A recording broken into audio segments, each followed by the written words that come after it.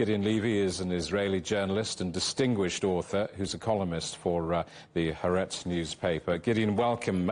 What do you make of this growing international pressure on Israel to step back its operations in Gaza?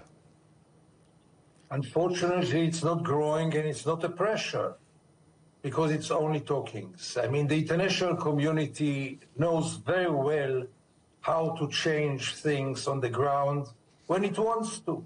After the invasion of Russia into Crimea, the international community knew very well how to put sanctions over Russia, and nobody spoke about pressure.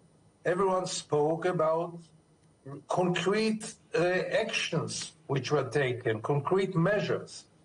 With Israel, the world is paying its lip service, but this is not enough because Israel is experienced enough and knows well enough that it can ignore those hollow condemnations as long as it is only talkings. Why do you believe the international community is so reluctant to do more? It's a very complex issue because it has to do with the very special status or position, the way that Israel is perceived by the world.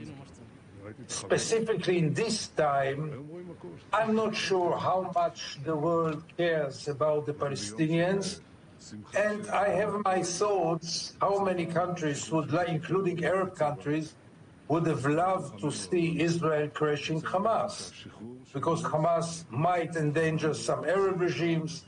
Hamas stands for the Muslim Brotherhood, and I'm not sure that those expressions are really reflecting the real thoughts of many in the West and in the Arab world. And beside this, until now we know that Israel has a special status in the world, and what is forbidden for many countries is allowed for Israel for many years so. How much support does Israel's Prime Minister Netanyahu have outside Israel, inside Israel, within his own party, and even within his own cabinet? Outside, he is in his lowest point ever. Almost nobody comes here anymore, and nobody will talk to him except of the new president of Argentina, which tells you everything. Inside, Netanyahu is still a strong prime minister. The polls are very bad for him, but as long as he is in office, he is still very influential and very strong within his party, within even Israel's public opinion. They would not re-elect him, most probably, but as long as he is the prime minister, he gets quite support. But above all, the question must be, how many Israelis support the continuance of the war?